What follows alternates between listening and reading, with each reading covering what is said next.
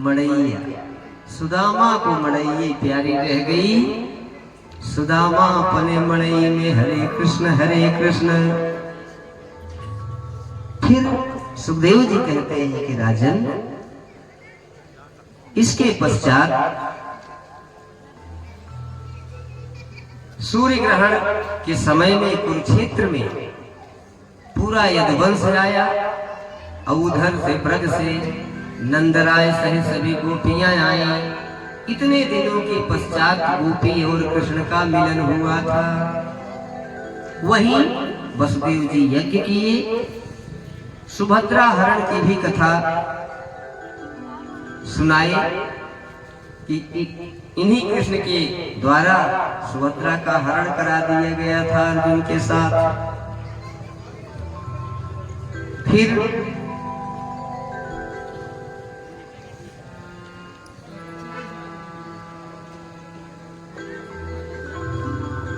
सुखदेव जी कहते हैं कि हे परीक्षित,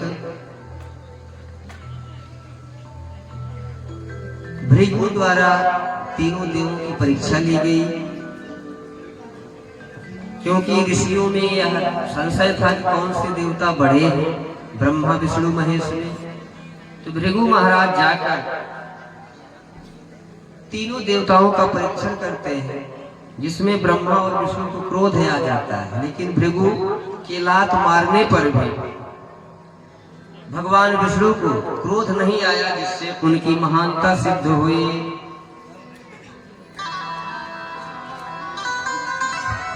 इसके पश्चात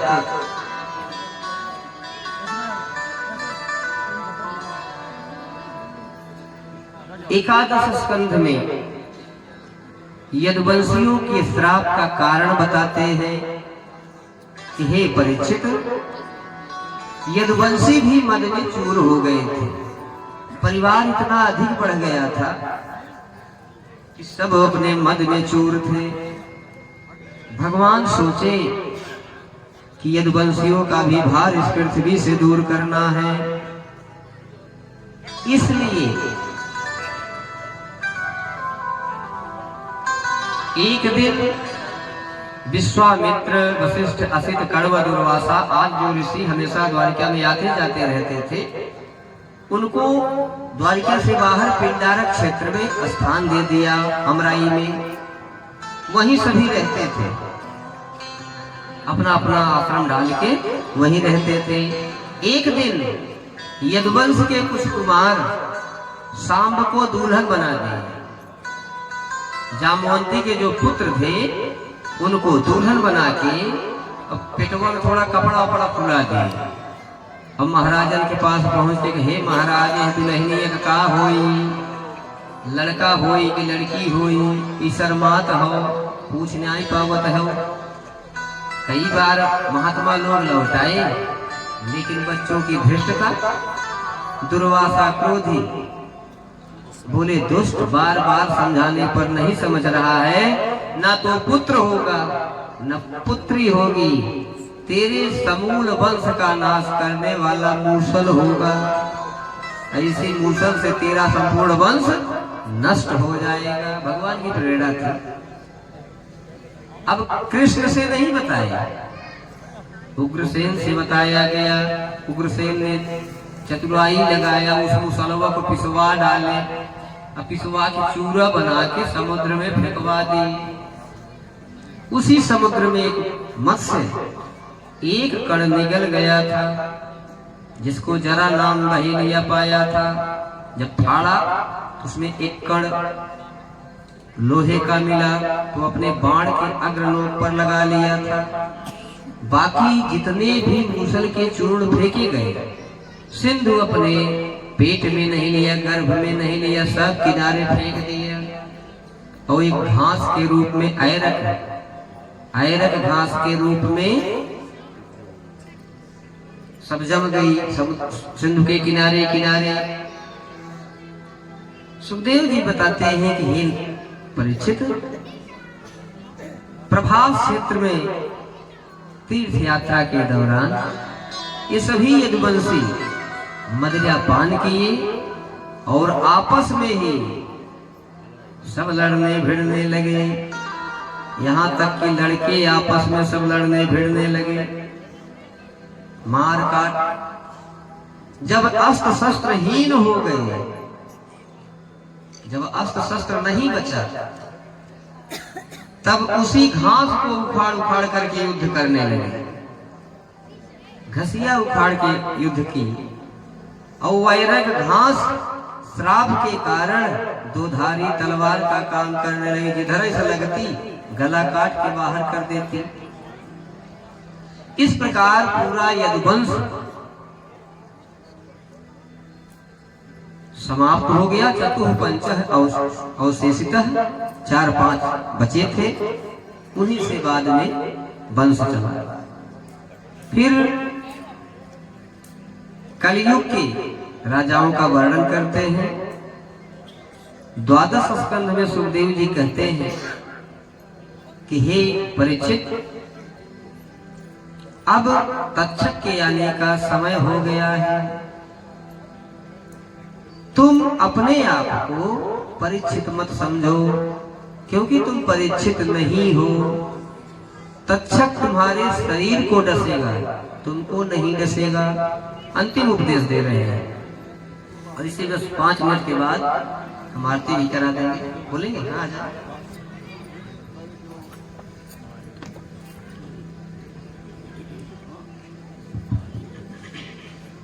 जौनपुर जनपद के लोहिंदा क्षेत्र के नागरिक और मुंबई हाई कोर्ट के सीनियर अधिवक्ता सम्मानी श्री कमलेश मिश्रा जी और सदरुद्दीन ग्राम सभा के ग्राम प्रधान राकेश मिश्रा जी और ब्रिजेश मिश्रा जी, जो उद्योगपति हैं मुंबई में, वो आज कथा पंडाल में पधारे हैं कथा श्रवण के लिए। मैं उन्हें मंच पर आमंत्रित करता हूँ। मंच पर आकर के आप पूज्य महाराज जी से आशीर्वाद प्राप्त करें। मिश्रा जी। श्री राधे गोविंदा मन भजले हरि का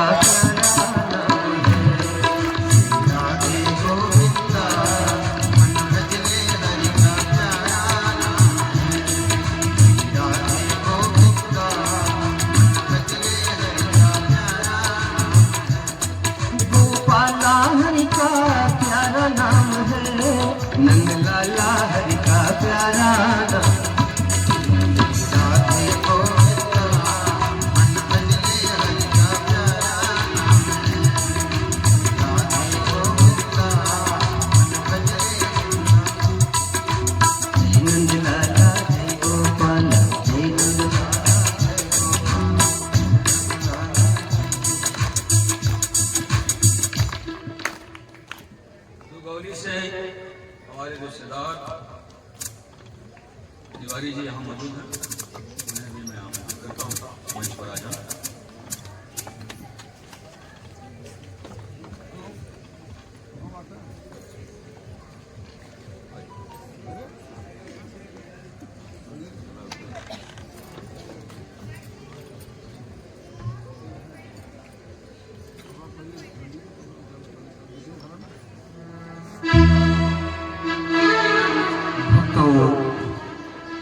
इस प्रकार सुखदेव जी कह रहे हैं कि हे राजन, अपने आप को तुम परीक्षित मत समझो।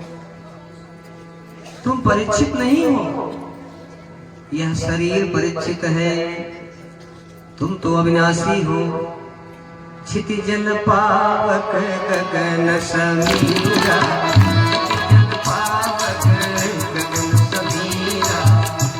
जल पावक गगन समीरा, पंचरचित यह अगम शरीरा, पंचरचित यह अगम शरीरा। हे परीक्षित, यह शरीर पंचभूतों से बना है। इसके नष्ट होने पर ये सभी पंचभूत अपने आप में विलीन हो जाते हैं। जैसे कोई घड़ा फूट जाए तो घड़े के बीच की जो जगह है वो आकाश में मिल जाती है, मिट्टी मिट्टी में मिल जाती है, जल जल में मिल जाता है।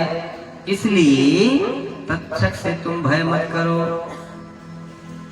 तक्षक के आने से पहले ही तुम नारायण का ध्यान करते हुए योग बल से अपने प्राण को उठाओ, मूलाधार चक्र में सहस्त्रधार चक्र में ला करके ब्रह्मरंध्र से छोड़ दो, प्राण चला जाए।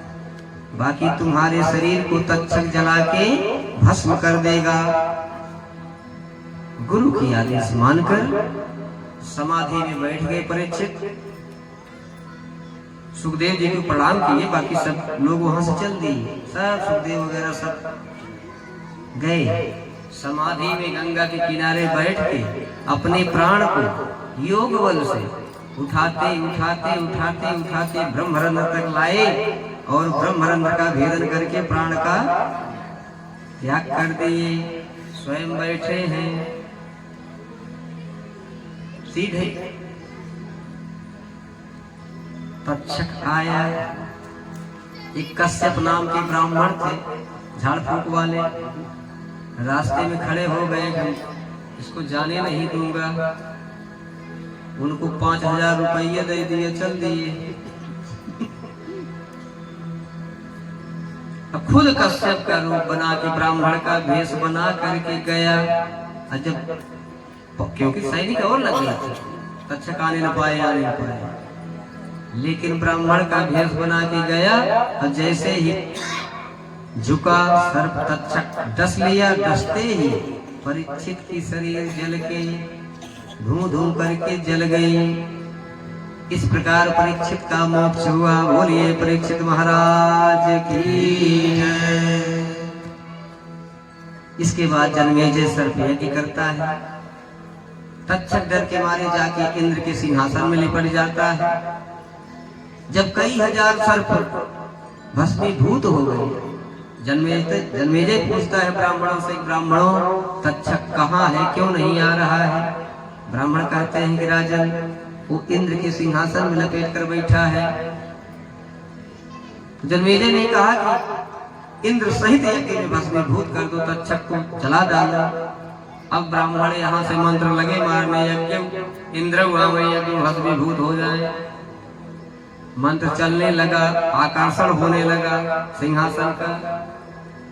त्राहि त्राहि इंद्र पुकारने लगा। तब बृहस्पति देव और आस्तिक मुनि जी, बृहस्पति और आस्तिक के समझाने से जन्मेजय माना, सर्प सत्र का समापन किया। सूत जी कहते हैं कि हे सौनक, इस प्रकार इस परमहंस संहिता को श्री सुखदेव जी परीक्षित को सुना करके उनका मोक्ष कर दिए। 18 पुराण है, जिसमें ब्रह्म पुराण 14,000 श्लोकों वाला ब्रह्म पुराण है। पद्म पुराण में 55,000 श्लोक, सबसे ज्यादा श्लोक स्कंद पुराण में है परीक्षित।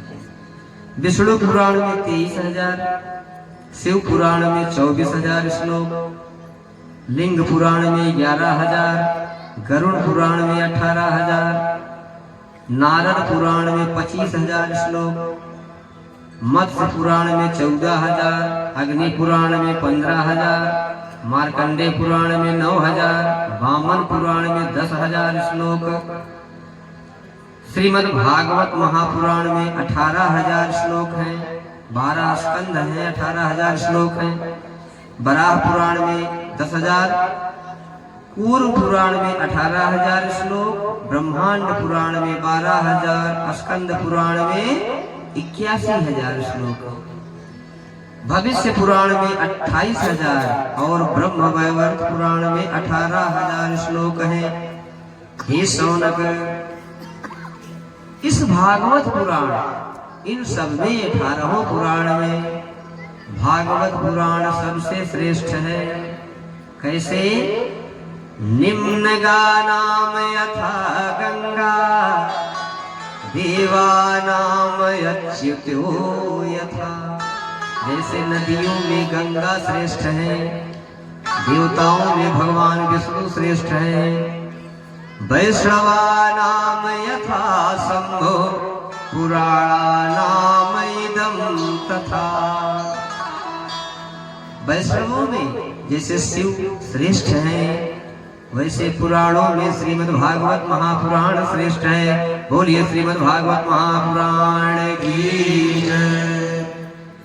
यस्य स्मृत्या च नामोक्त्या तपो यज्ञ क्रियादिषु न्यूनं संपूर्णतां याति सद्यो वन्दे तमाच्युतम्। सब कुछ छोड़कर मैं नारायण के चरणों में प्रणाम करता हूँ।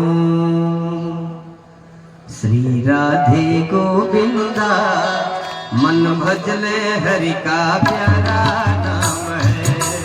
श्री राधे गोविंदा मन भजले हरि का प्यारा नाम है। गोपाला हरि का प्यारा नाम है। नंद लाला हरि का प्यारा नाम है। श्री राधे गोविंदा मन भजले हरि का प्यारा नाम है। नंद लाला जय गोपाला, जय नंद लाला जय गोपाला, जय नंद लाला जय गोपाला, जय नंद लाला जय गोपाला। इस प्रकार श्रीमद् भागवत महापुराण की कथा सूत जी सौनक जी को सुनाए और अंतिम उपदेश सूत जी सौनक को दे रहे हैं ऋषियों को कि हे ऋषिगणों, कोई भी प्राणी अगर प्रभु की चाह रखने वाला हो, उसे चार चीज अपने जीवन में अपना लेना चाहिए। उसका घर ही स्वर्ग बन जाएगा। गृहस्थ के लिए बता रहे हैं। वैसे समय आ गया है, बस 10 मिनट में आरती करा है। पहली बात तो उसके भीतर संवेदना हो जाए। संवेदना, त्याग, समर्पण और विश्वास, ये चार चीज जिस गृहस्थ के भीतर आ जाएगा उसका घर स्वर्ग हो जाएगा। क्योंकि भगवान स्वतः यही दिखाएगा। भगवान को रोने की क्या जरूरत है? जब लक्ष्मण शक्ति लगी, संवेदना दिखा रहे हैं अपने परिवार के लिए। तुम्हारे भीतर संवेदना होनी चाहिए। राम लक्ष्मण ही निहारी, अब बोले बचन मनोजय अनुसारी। क्या बोले? मम हित लागी तजहु पितु माता, सहु विपिन हिम आतप बाता।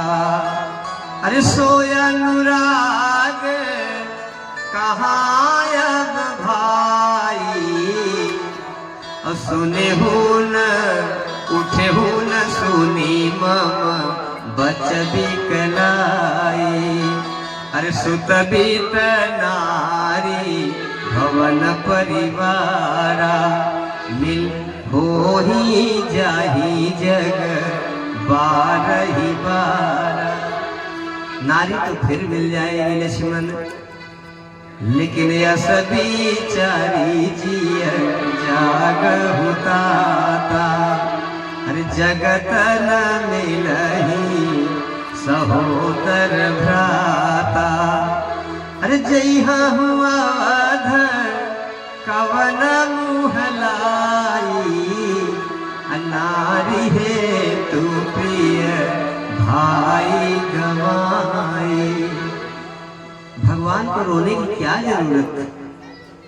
हम ही आपको दिखाए कि भाई भाई के लिए कैसे जिए, परिवार में कैसे जिए। आज सूत जी उदाहरण दे रहे हैं कि अगर जिस परिवार में चार चीजें आ जाएंगी उसका घर स्वर्ग हो जाएगा। किस समय लक्ष्मण को शक्ति लगी है, हनुमान जी बूटी ला रहे हैं, भरत बाण मारे और गिर गए मूर्छित हो के। सब पूरा अयोध्यावासी घेर लिए कि लक्ष्मण को शक्ति लगी है, शक्ति लगी है। थोड़ा जल्दी बोल रहे हैं, शक्ति लगी है। माता कौशल्या क्या संदेश दी?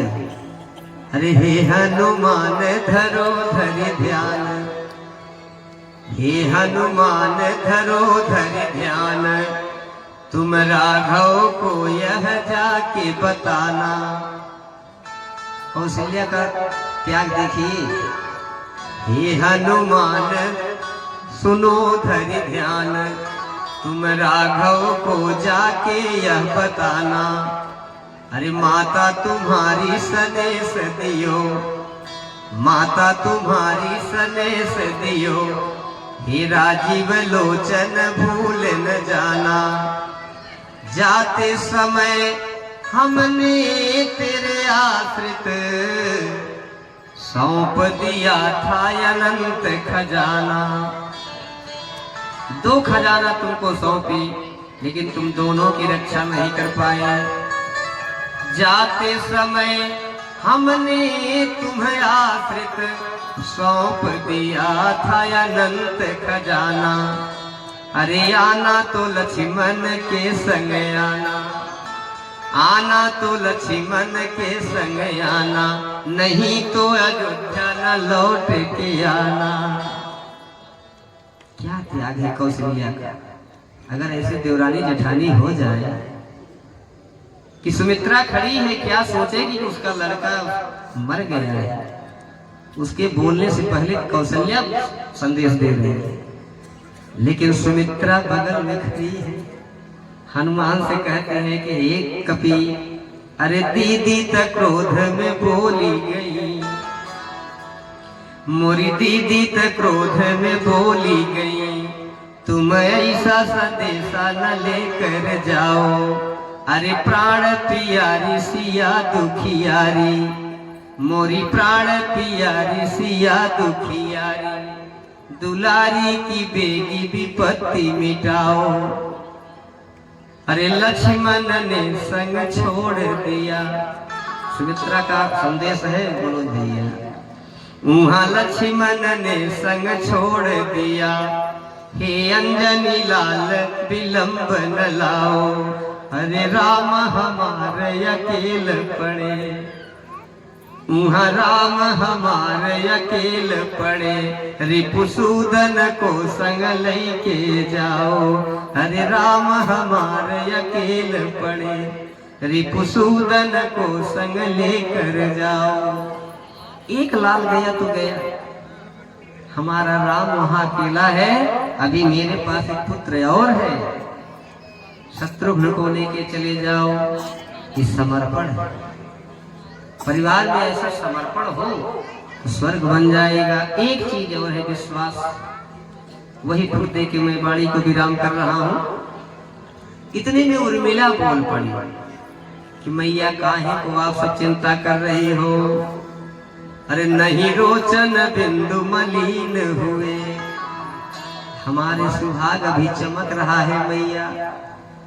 अरे नहीं रोचन बिंदु मलिन हुए, नहीं कुमकुम रेख में श्यामता आई, गरमालय अभी मुरझाई नहीं, अब ही सुगंधित होत बमाई। हे माँ, जिस समय मेरे प्राण प्यारे जा रहे थे, मैं आरती लेकर थाल लेकर उनके सामने पहुंच गई थी। उन्होंने कहा था कि हे प्रिय, 14 वर्ष के बाद जब मैं आऊंगा तब तुम मेरी आरती उतारना। आज वही बता रही कि अभी वह हार वैसे का वैसे महक रहा है, चंदन अभी वैसे बना हुआ है। अरे गरमालय अभी मुरझाई नहीं, अब ही सुगंधित होत बमाई। उर चंदन चारू सो सूख्यो नहीं, नहीं गई निज अंतर के शीतलाई। अरे कैसे करूं विश्वास हो, पति मेरे पड़े रण में सर खाई। मुझे विश्वास नहीं हो रहा है मैया, मोरे भाल सुहाग के बिंदु सुशोभित, मांग में सिंदूर धारती हूँ, अरे मारी सके उनको कोई क्या, पल भी पलकों से न टारती हूँ। हमेशा प्रतिबिंब में देखती हूँ माँ, तेज वही पति के प्रतिबिंब में, मैं आरती रोज निहारती हूँ, अरे नाथ पड़े रघुनाथ के गोद। थोड़ा विश्राम कर रहे भैया, मोरे नाथ पड़े रघुनाथ के गोद, यही मन मोद विचारती हूँ।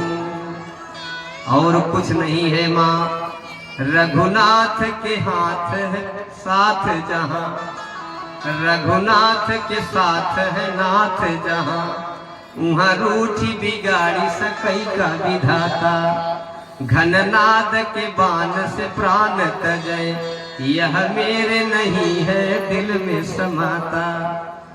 जहाँ भैया के साथ है हमारे पति को कुछ नहीं होगा, इतना विश्वास। मान कदाचित लेती भी हूँ तो पति का प्रतिबिंब है सामने आता, अरे स्वामी थके रण के श्रम से, मोरे स्वामी थके रण के श्रम से, नहीं बात और कछु दूसरी माता, मत भेजो अभी रिपुसूदन को।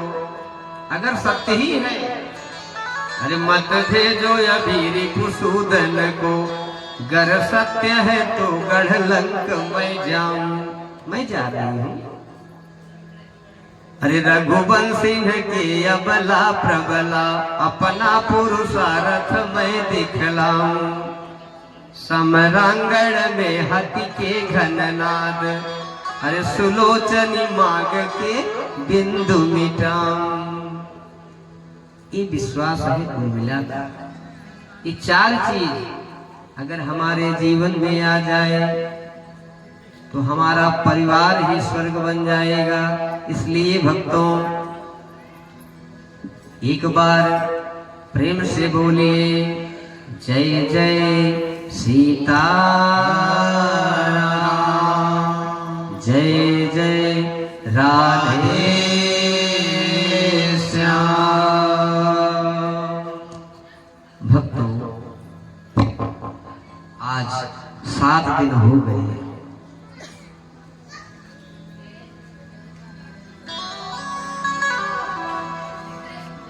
चांदा लम्हुआ के बीच से हमको भी सौभाग्य प्राप्त हुआ। गुरु आश्रम तो अयोध्या है, आप सब जैसे जानते हैं, लेकिन 7 दिन शुक्ला जी ऐसे बीत गया कि जैसे जनाई नहीं पड़ा, ऐसा स्नेह मिला। आप सबसे यही कहना है कि जहां हमारी वाणी में, जहां हमारे स्वभाव में कहीं कोई त्रुटि हो, आप सब क्षमा करेंगे।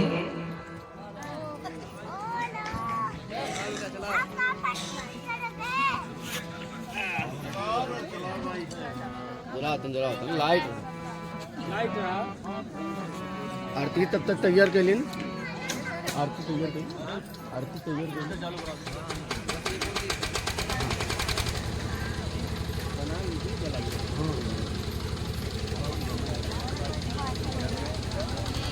आरती की तैयारी करें शास्त्री जी। विदाई ले रहे सबसे, हमें अब दूर जाना है, हमें अब दूर जाना है। विदाई ले रहे सबसे, हमें अब